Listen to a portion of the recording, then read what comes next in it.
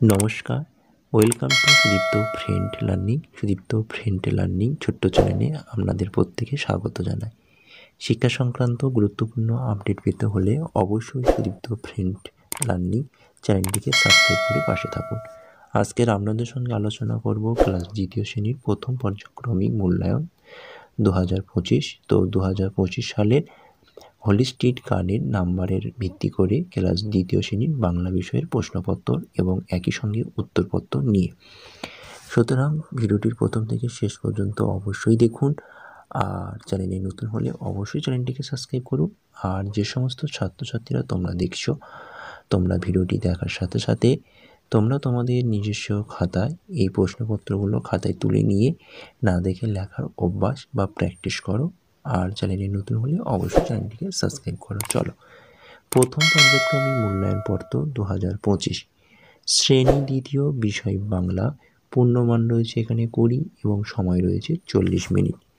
প্রথমে তোমরা প্রশ্নপত্রের উপরে পরীক্ষার্থীর নামের জায়গায় পরীক্ষার্থীর নাম অর্থাৎ তোমাদের নিজেদের নাম, ক্রমিক সংখ্যার জায়গায় তোমাদের রোল নাম্বার এবং বিদ্যালয়ের নামের জায়গায় বিদ্যালয়ের নামটা অবশ্যই লিখবে।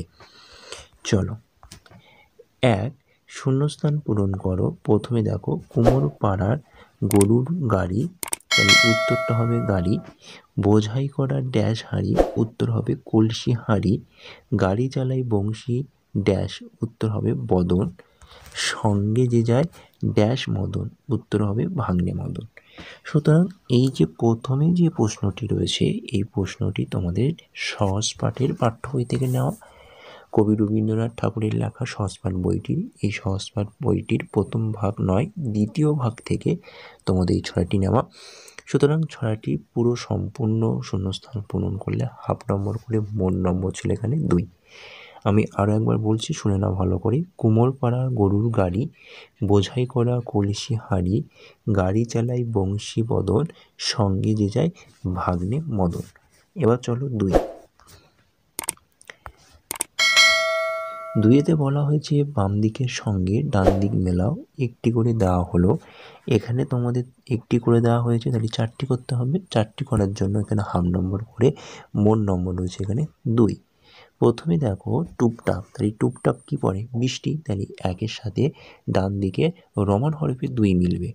ওকে, চলো এবারে বাম দিকের সঙ্গে 2 অর্থাৎ ছিল ভিঙ্গি, তাহলে ভিঙ্গি ছিল ম্যাথরের নাম, তাহলে ভিঙ্গি ম্যাথর হবে। ডান দিকের 3 নম্বর সঙ্গে মিলবে অর্থাৎ রোমান হরফ 3-এর সাথে মিলবে। 3-এ হচ্ছে পার্বণ, পার্বণ মানে হচ্ছে উৎসব। ধান তোলা হয় কার্তিকে এবং গন্ডারের খাঁচা বল্লার দিয়ে ঘেরা। এটা তোমাদের উত্তরটি করা ছিল। এবার চলো আমরা দেখে নিই পরের প্রশ্ন। 3 বিপরীত শব্দ লেখো। এখানে তোমাদের 2টি রয়েছে, প্রতিটি প্রশ্নের মান 1 নম্বর করে, মোট নম্বর রয়েছে 2। তেতো, তাই তেতোর বিপরীত শব্দ হবে মিষ্টি। পাকা, পাকার বিপরীত শব্দ হবে কাঁচা। একইভাবে 4-এ কী বলছে দেখে নাও। 4-এতে বলা হয়েছে অর্থ লেখো। ক শীঘ্র, শীঘ্র শব্দের অর্থ হচ্ছে তাড়াতাড়ি। খ কন্যা, কন্যা শব্দের অর্থ হচ্ছে মেয়ে। এখানেও তোমাদের 2টি ছিল এবং নম্বর ছিল 1 নম্বর করে, মোট নম্বর ছিল এখানে কত? 2। চলো আমরা পরের পাতায় প্রশ্নগুলো দেখি। পরের পাতায় 5-এতে বলা হয়েছে পণ্য সাজিয়ে শব্দ করো। প্রথমটা সাজালে হবে কম্বল এবং দ্বিতীয়টি সাজালে হবে অম্বল। তাহলে এখানেও 1 নম্বর করে 2টি ছিল, মোট নম্বর ছিল 2। চলো 6 যুক্তবর্ণ ভেঙে দেখাও। ক্ষয়জবলা, ক্ষয়জবলা ভাঙলে হবে খ যোগ অন্তেজ। তারপরটা দেখো টয় টয়, তাই টয় টয় ভাঙলে হবে ট যোগ ট। তারপর রয়েছে উঙাই গয়, ভাঙলে হবে উঙা যোগ গ। তারপর রয়েছে তালবেশা বয়, ভাঙলে হবে তালবেশা যোগ ব।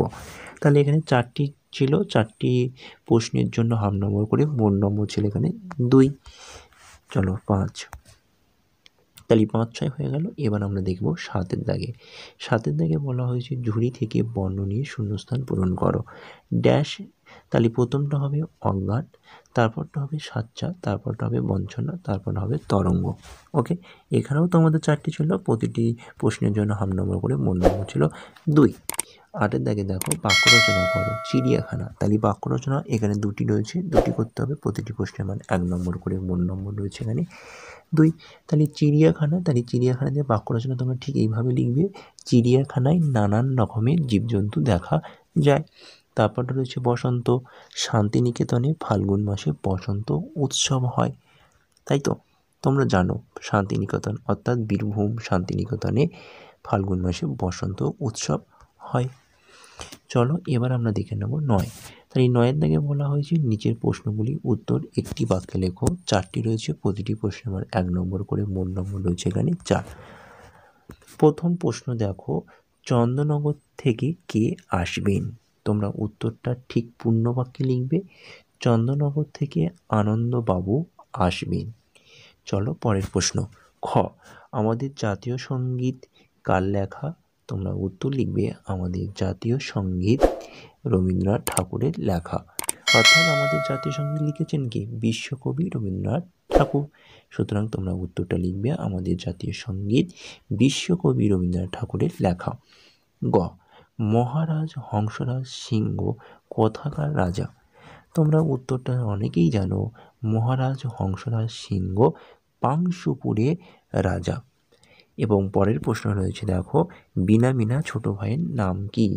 তোমরা উত্তর লিখবে বীণা ও মিনার ছোট ভাইয়ের নাম নন্দ। তাহলে এই ছিল ক্লাস 2য় শ্রেণীর প্রথম পর্যায়ক্রমিক মূল্যায়ন পত্র 2025। সুতরাং 2025 সালে বাংলার প্রশ্নপত্র।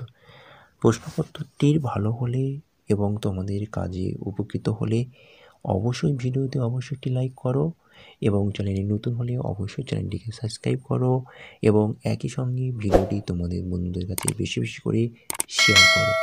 তাহলে আজকের ক্লাসটি এই পর্যন্ত রইল। টাটা, বাই বাই, ভালো থেকো, সুস্থ থেকো।